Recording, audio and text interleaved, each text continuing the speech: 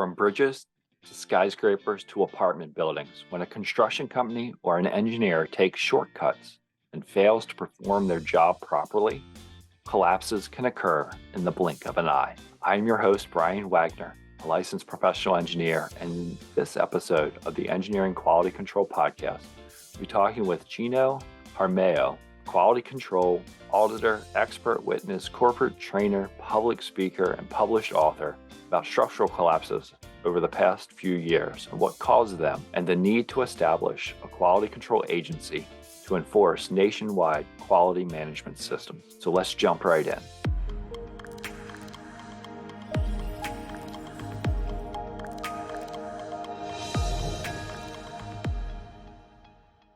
So now I'd like to welcome our guest for today, Eugenio Jaramillo. Eugenio, welcome to the Engineering Quality Control Podcast. Thank you, Brian. Pleasure to be here with you. So just to get started, can you tell us, the audience, a little bit about yourself and what you do on a daily basis? Well, be prepared for a very long answer. I'm 67 years old now, so I've led a incredibly blessed life. I am retired, so I don't have a typical day. My day is very flexible. I'm a electrical engineer. I got an MBA. I worked as a real estate developer. I was a franchisee of Checkers. I sold knives, taught others how to sell knives. I had an art gallery and studio. I taught yoga for like 5 years at LA Fitness and other clubs around. But my main gig was I worked for the same general contractor for 25 years, building mostly vertical construction here in South Florida. And then I retired and I got this opportunity to teach at Florida International University, which is what I do now. So I'll be teaching 2 classes in the spring in person. I've done a lot of online stuff. And then I also teach at Miami-Dade College, one of the biggest colleges in the United States. And then my third opportunity was Volunteer State Community College, where through the OSHA Training Institute Education Center, they made me an authorized instructor, and I can teach some safety courses. So my typical day is teaching, picking up my kids, cooking dinner, and just loving my retired life. Thank you for Social Security payments. So it seems like very diverse experience, and I'm sure that's all went into your career, and in everything you do, there's a little perspective from all those different things that you've been involved in. Absolutely. Each experience prepares you for the next one. It's amazing. Right. I encourage people, especially in school, like try different things, try different internships. Don't get locked into, I have to do X, Y, or Z. I was personally on a track for architecture, and in high school, I got hired as a civil intern, and 20 years later, I'm a civil engineer.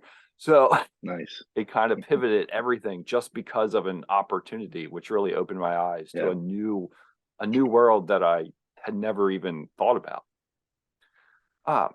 So I completely agree with that.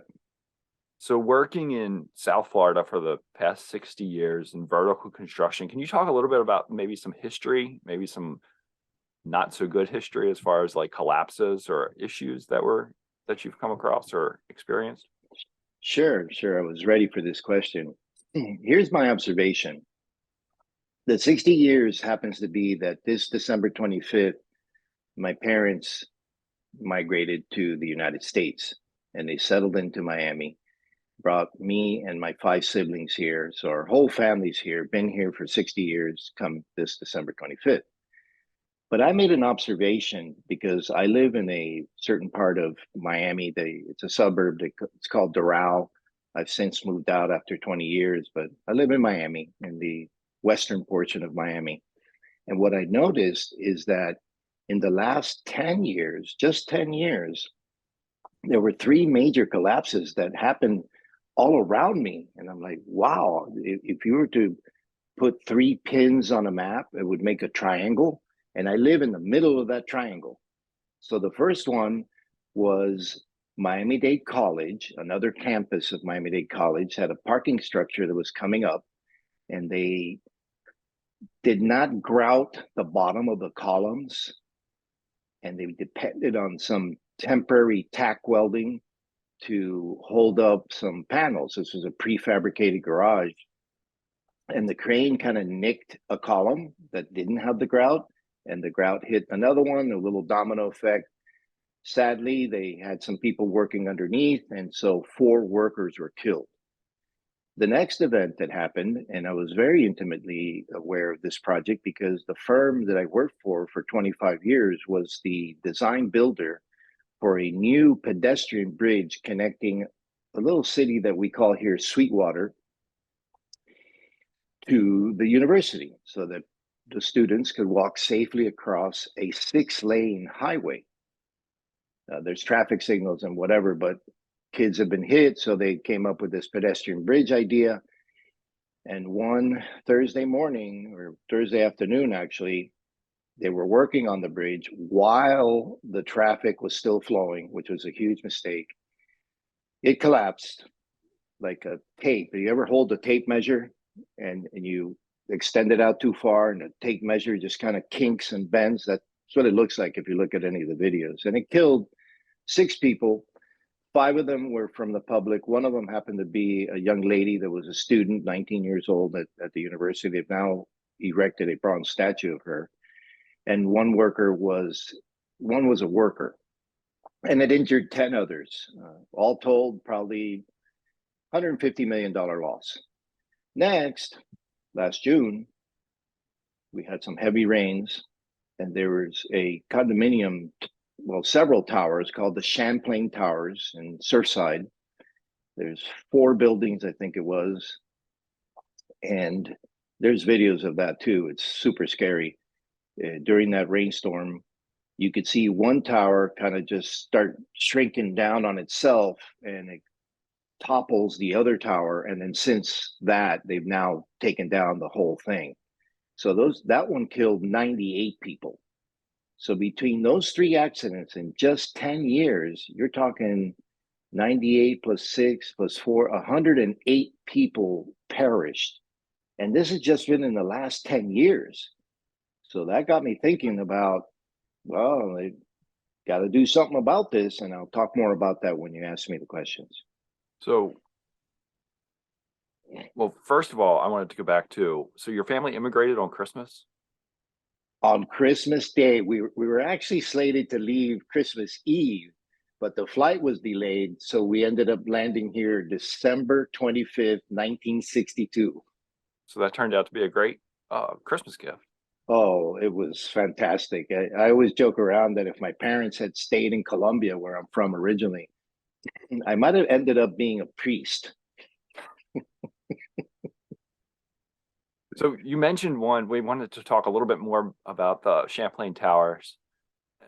Yes. And do you know what that root cause was? What caused that collapse? Well, I have my theories. Nothing has been determined yet, so there's nothing official. There are theories out there. There's many culprits that could be it. But the one that I'm thinking, I'm leaning towards and pointing to, a lot of people were like, oh, it's a 40-year-old building, and 40-year-old buildings need to be recertified structurally and electrically, mechanically. It was due for that. That was not the root cause, but it contributed. So it's called either lack of maintenance or deferred maintenance. They just don't do the maintenance. You start getting some spalling, the concrete starts falling off, the rebar gets exposed, it gets worse. There was some of that. But the one interesting thing that I read was that it could be, because you might remember, this is Miami Beach. So it's like an island, a coastal barrier island. The soil is not the greatest soil. And they did build it on auger piles. But there is a phenomenon called soil liquefaction. It just means the soil turns into liquid. It stops being so compacted, so dense, and then it gives way. Coincidentally, that is usually caused by an earthquake, an underwater earthquake. And what happened is the Navy hadn't done a test for, geez, almost 40 years, and they ran a test. There was that earthquake caused by the Army on purpose, and they're now thinking that that probably contributed to the soil liquefaction, which led to the collapse of those buildings. Yeah, I haven't seen anything official, but I do remember reading things about a lot of water, a lot of, yeah. So I was just curious if you had any other insight on that, because obviously we're going to follow it a little closer than probably I'll see it, unless I'll see it in a headline maybe. So you mentioned the root. You When mentioned the root cause comes out, yeah. right. I'm sure we'll all see that. I'm sure there's a lot of people that are eagerly waiting for those findings, because as an industry, there is a general push that we do want to do better, right? That we want to learn from our mistakes and try to prevent deaths and fatalities, because that is one of our main goals, is to protect the public. Sure. So the pedestrian bridge that you mentioned, was that error, or that was a design error that caused that failure? Yes, that thing was copiously investigated. And the main investigating body is called the National Transportation Safety Board, NTSB. They came down, they did their forensic analysis, they wrote a 200 and something page report. And what they said was that the engineering design error that directly led to the collapse was identified by them as a miscalculation of resistance to sliding of the connection between the walkway surface and the truss that held it up. If you've seen any pictures of it, it looks like a giant concrete truss between the walkway surface and the roof, if you will. So these truss members were connected to the deck by steel reinforcing rods embedded in the deck and in the concrete trusses, and they were post tension. So in order to hold up the bridge, these connections had to prevent the truss from sliding along the walkway surface. The resistance to sliding was miscalculated, thus was not enough to prevent the connection from sliding, causing cracks in the truss concrete.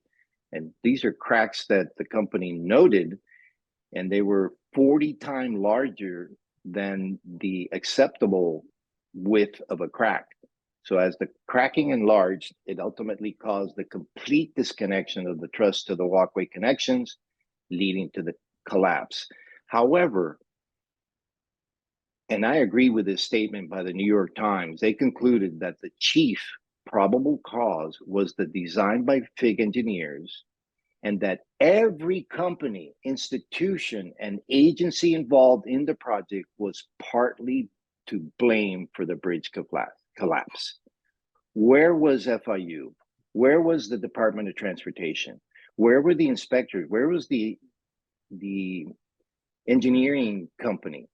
And lastly, the contractor, why didn't they close the lanes? They had the permit to close the lane. Why were you working on a bridge with active traffic underneath?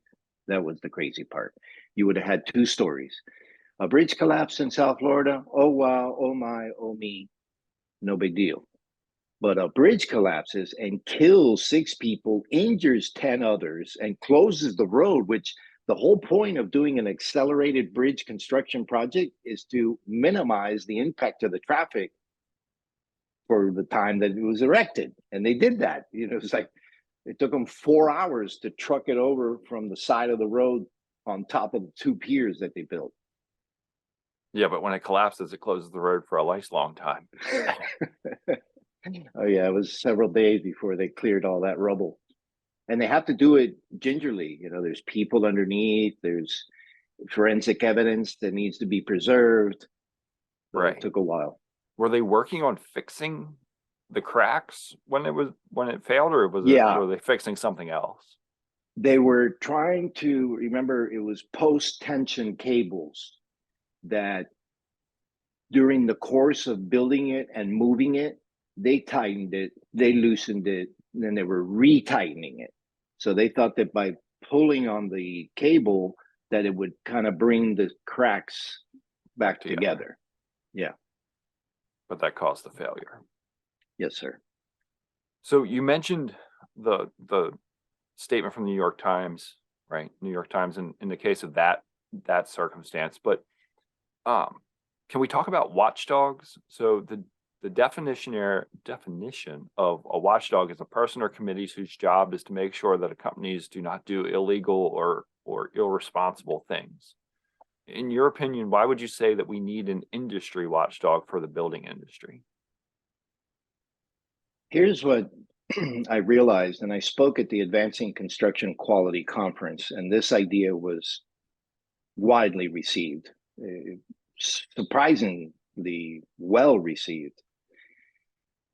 What I noticed is that there's a triangle, a triumvirate with three vertices. One is productivity or production.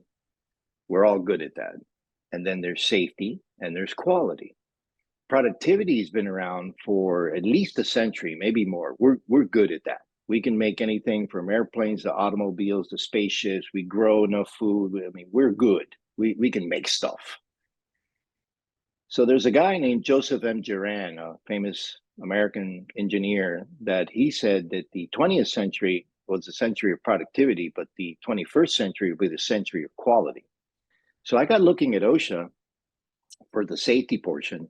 They've been around for 52 years. You got 100 years of productivity, 52 years of safety, and OSHA has made a huge impact in the well-being of workers and in preventing their deaths. But quality, although there's standards like ASTM, ACI, they've been around for years, maybe 100 years, some of them, but there's no governing body. There's not one roof, one umbrella that they all fall under. And I feel like there has to be consequences. So I teach quality control at FIU, and I teach the history of quality. And in there, it talks about a guy named King Hammurabi of Babylon. And he codified into law that if you designed a structure and someone died in the structure, they would kill you. Now, I'm not saying, hey, let's kill the engineer, let's electrocute this poor lady, Linda Fig, that designed this. No, but what I'm saying is she can't just walk away from this after 6 deaths and 10 injuries. You can't walk away with your license intact or no consequence. No, and I'm not talking financial either. You know, people will pay off something and okay, you're back. Should that lady be allowed to design another bridge? Or should it be more highly scrutinized? So I'm not saying that this government agency should be all like a police force to come and catch the bad guys. No, they're there like the good cop. They have to come and have interviews with people, make sure we're doing the same things the same way and protecting the public, and to hold people accountable for when there's these huge errors. That's why I want a watchdog. Right, because the industry relies on peer review or independent, not necessarily independent review. It's all done in-house. It's done through the design process. It's done, oh, it was almost right, but it's not wrong. But there's no accountability beyond that, other Correct. than that seal that an engineer is putting on a plan or that document. So I kind of like that perspective, and it makes me start thinking. So we'll just Good. have to continue that conversation as we Yeah, go on.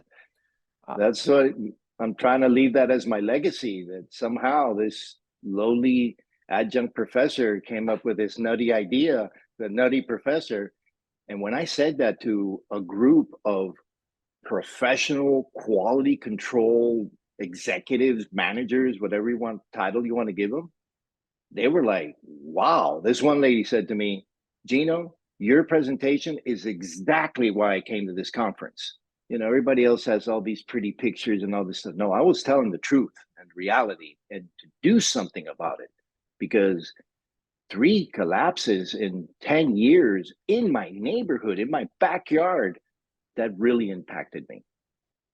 Right. And infrastructure is just continuing to age. So Oh yeah, I don't see it getting big better. I see at it all.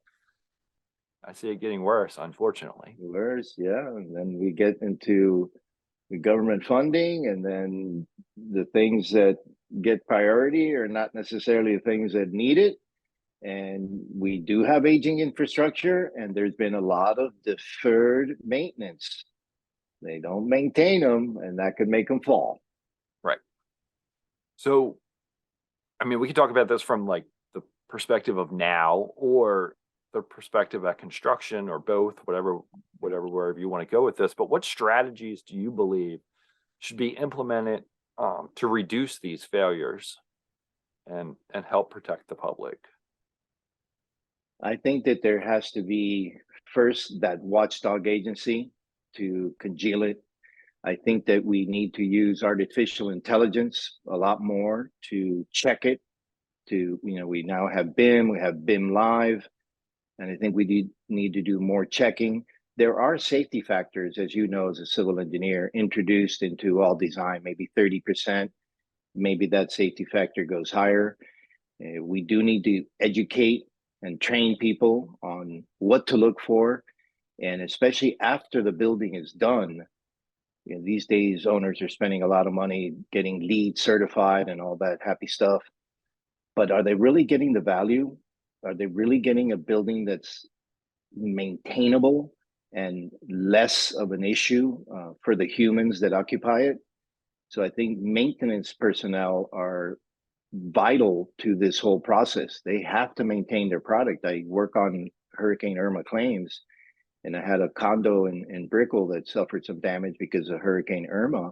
And the investigation revealed that their maintenance was not too good. They didn't caulk the windows, water infiltrated. Maintenance, big deal in my mind. Yeah, I mean, you see it with just roads, the potholes and like if we can't maintain basic asphalt, how are we maintaining buildings and the infrastructure that really matters in some cases? So you mentioned earlier that you've been involved with OSHA, and can you talk a little bit about their goals, their efforts, what they're doing, and your role in some of that? Sure. My role now currently is an instructor.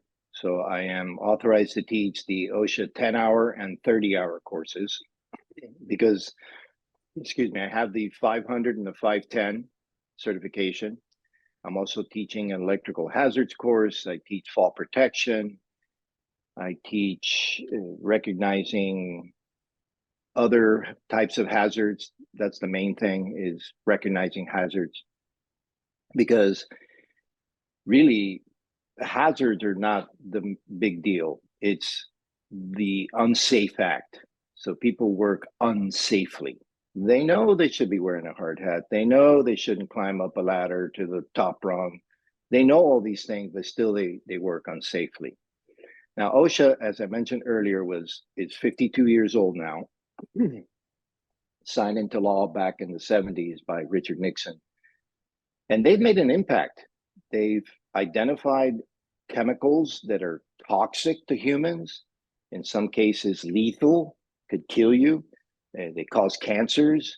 They have asbestos has been outlawed, asbestosis. You got silicosis can also mess you up pretty bad. So they've reduced the number of illnesses and injuries to the workforce. So back in the day, when you look at something like the Hoover Dam, there was a guy dying a day building that thing, and that was acceptable. But a company called Bechtel got the contract to build the San Francisco Golden Gate Bridge, and what they realized is that they could make an impact on safety. And so the stat of the day was, for every $1 million of a project, you would expect one death. So $34 million project, they thought 34 guys were going to die, and that was okay. But because of their safety measures, only 11 people died in the span of the building of the structure. 10 of them in one scaffold collapse accident. The other one was a random accident. So they made a huge impact. And I think that OSHA, sometimes people look at them as, oh God, OSHA's coming, watch out, hide everything.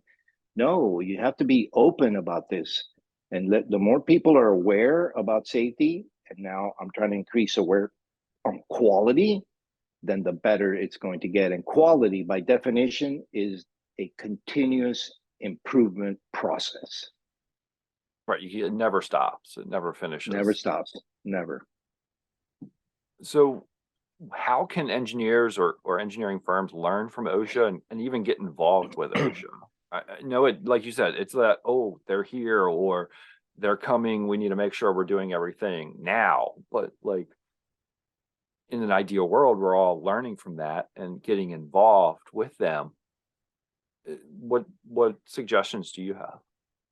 Well, my first suggestion is that their website is a treasure trove of information. So you have www.osha.com. It's got everything in there. It's got all the standards, all the regulations. It's got training videos. It has a wealth of information. So you could browse the website and get some information. I think that what I used to do as a project manager, construction manager, is, well, there's a law in Dade County that says that all workers on a government project of more than $1 million need to have their OSHA 10. And I took it a step above and I said, all my supervisors need the OSHA 30. So as an engineer, it's probably a good idea to take the OSHA 10 or the 30 and have those cards under your belt. I'd say the 30 is probably more important. That way, you guys are eyes and ears on site as well. So if you see something, say something. If you see a guy walking a beam like a tightrope without any fall protection, a hard hat, no safety gear, scream at him and say, hey, get down from there.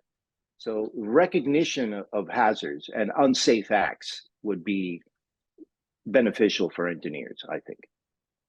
I think that's a great idea and a great perspective. I encourage, so in land development in the world that I normally live in, there's a big part of sediment control, erosion sediment control. So in Maryland where I work, like everybody that's installing that equipment or those features, the silt fence and the earth dikes and all those systems have to be qualified. They have to take a test and follow it. And I encourage all of the engineers and all the people I work with to go, because it's a free course, go take it, because then you at least have the understanding that the people in the field do that are installing it.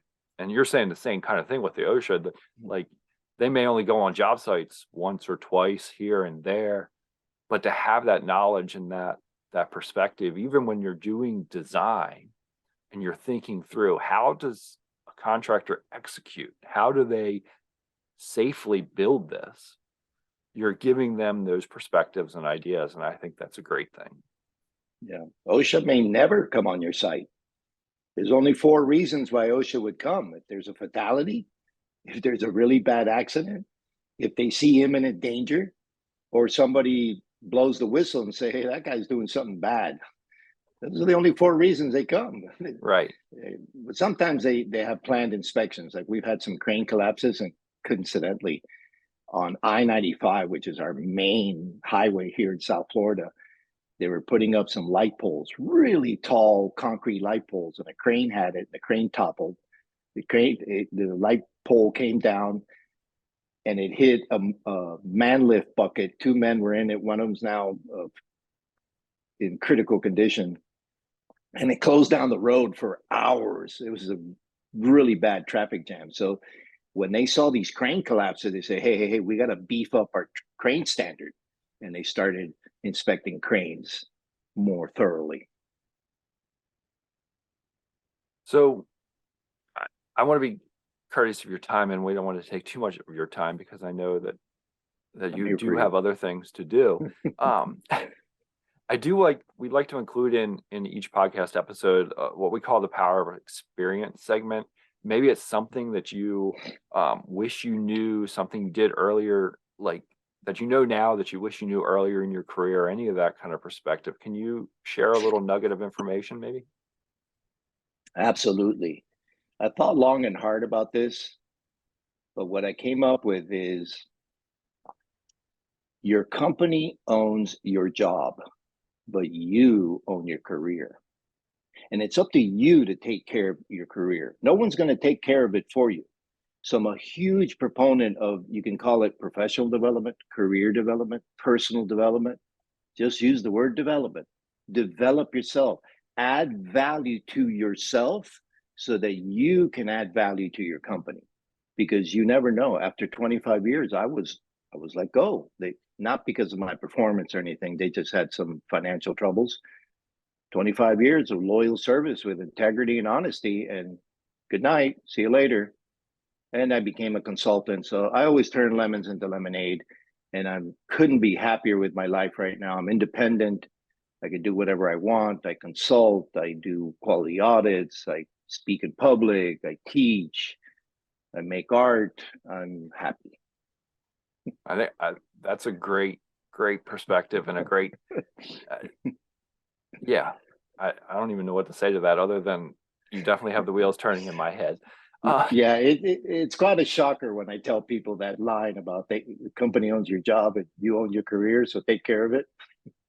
Right, and at the end of the day, I mean, the company loyalty, even if you go back and look historically at the unions and some of the other, those people that have worked for companies and then just let go because of nothing that they did, but because of choices that business made. Yeah. Then what are you doing to advocate and sell yourself? I think that's a beautiful thing about LinkedIn, where you can connect and interconnect with other people, amongst the industry, and let your opinions and knowledge known, but also learn from others that are willing to share. So what is the best way that somebody can get a hold of you or get in touch with you and learn more about what you're doing and what you've been doing? The best way is connect with me on LinkedIn. I have over 9,500 connections, and I know who the people are. Most of them I've met. I try to be selective about requests. You know, if I get too many real estate agents or financial planners, or people offer me a franchise, that's not the connection. And the connections, I use them to help people. So what I do with my students is they send me their resume and I help them with it. And I edit it using track changes, send it back to them. I turn it into a PDF and I'll post it on my feed. I'll tag this guy named Oleg who has 3 million followers. And the least amount of views they'll get is 1,000 views. And so I offer that service for free, no interest. I've done it hundreds of times, help people get jobs. That's my new goal as a professor, is to help my students get jobs. And I don't help just my students. I help everybody, cohorts everywhere. So my email address is eugenio.jaramillo@icloud.com. LinkedIn or my email address is fine. And you can reach me. I answer all requests and I answer all emails. Well, like I said, thank you for your time. Thank you for your knowledge, and to your continued success. Thank you, Brian. I'm flabbergasted that I'm able to be on your show and hopefully make a small impact to the engineering community. Like I said, thanks again. Okay. You're welcome. Please remember that you can find the show notes for this episode and all episodes at engineeringqualitycontrol.com. There you'll find a summary of the points that we've discussed, along with the resources and websites that have been mentioned, along with the information on how to contact Gino. Until next time, friends, I wish you the best in all of your engineering endeavors.